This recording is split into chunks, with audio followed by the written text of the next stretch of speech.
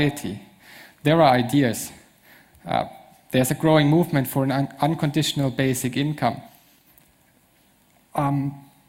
But typically these ideas are not connected to the idea of, or they are seen as some ideal type of society, and but are not argued for as a necessity.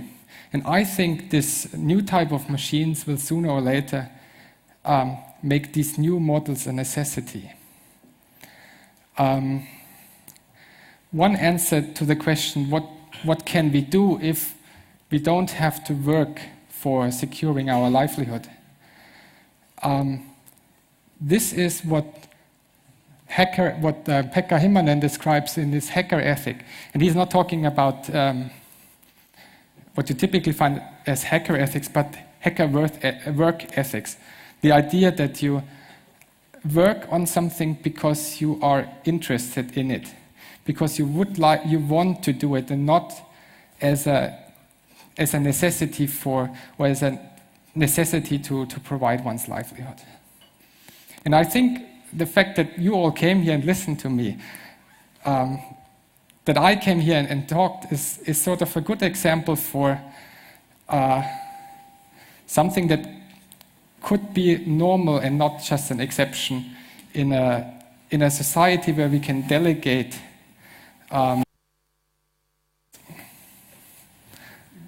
unnecessary work to machines.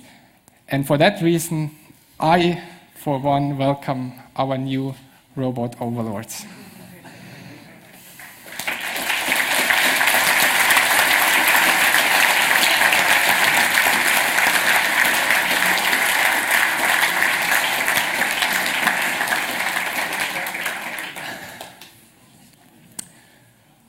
So with that, I think it's open for discussion here.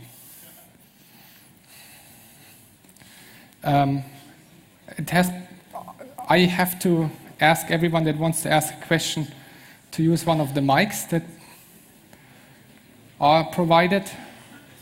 Are they? Well, just ask your question, I will repeat it. It's easier. Oh, there's one. I have the microphone. I'll bring it over to that microphone stand, and you can line up behind it, ask questions, and he will answer. Does it work? Okay, I will repeat the question. Want to? It's okay. So I got a question, because when you say that there were already in the early history a situation where people don't have to work, I think at the moment of the ancient Greece, where there were slaves and free men, and we thought about it with my colleague at work some days ago, so it was quite funny to see you telling about this today. Did you think on how it was in the ancient Greece when those free men didn't have to work? And the point is that since they can practice idleness, they participate to the city organization and so on. Because if we don't have to work, we still have to work on organizing ourselves in cities and countries and so on. So did you study the ancient Greece? Yeah, I think the analogy is pretty obvious, and we were kind of thinking of robots as a sort of slave labor. But it's not a good term. It's not, if you want to advertise an idea, it's not a good way of wording it. But we can already see similar things happening. Not everybody has to work. There are lots of people, because they are retired, for example, or because they have money from other sources, can spend their time doing something productive for society. We've got a question back here, actually. I'd like to ask you if you're into nanotechnics. What do you think about microchipped population, so that humans will transform into robots kind of way? Well, that's kind of a bit different topic. If there's a market, I mean, if there are people that want to do it, eventually they might. I would not rule it out. I don't see it happening in the next 10 years. And we were thinking like 2025, so.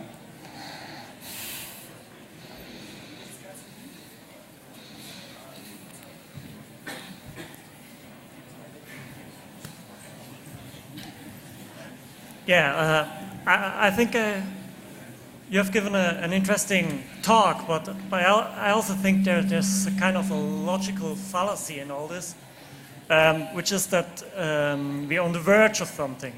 Because I'm very sure I haven't seen a verge yet. And what I mean is, yeah, there's little hamsters and robots that slice meat and stuff like that. But all of those machines are not as smart as even the tiniest ant that lives in an anthill, because they can't do most of the basic things. I mean, they're like set off on their path, which we have determined, like the little hamsters, they scurry through their tubes. But as soon as the batteries run out, or the child loses interest, they die. Yeah, it's a very good point. But I think you have to look at the evolutionary pressures that have created these machines. They work a certain way because we want them to work. So we create an environment for them where we feed them with batteries, so they don't have to forage. And for computers, for example, we want them to work like clockworks, because if your computer would wake up and you would try to wake up your computer and says, no, I'm sorry, I'm tired, or I have my lazy day off, that computer would not be sold. So that's why the machines that surround us have such a linear behavior, such a clockwork behavior. But I think for the world that they live in, they are borderline comparable to animals. Just computers and animals live in different worlds. One question, I really missed the social aspect. Did you also cover the social aspect of this development? Up to now, we have about maybe 10% of the world inhabitants who profit from technology. And if you only need a couple of people to develop these robots, what happens with the rest? Yeah, I think what I've tried to do is to show what I think is happening, to create a model how we can live in a world where work is not a means of providing one's livelihood, because there's other people or other robots that can do the work more efficient. You need to restructure society. And for this restructuring, there are ideas out there. They're just not widely accepted at the moment. And at the moment, if you look at German politics, it's only the people who work should lead a happy life.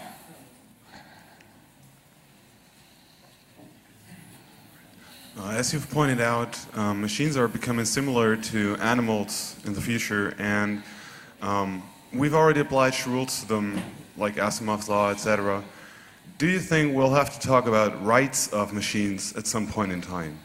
Even as they become, or especially because they'll become more intelligent and self-aware and stuff, so really like living creatures.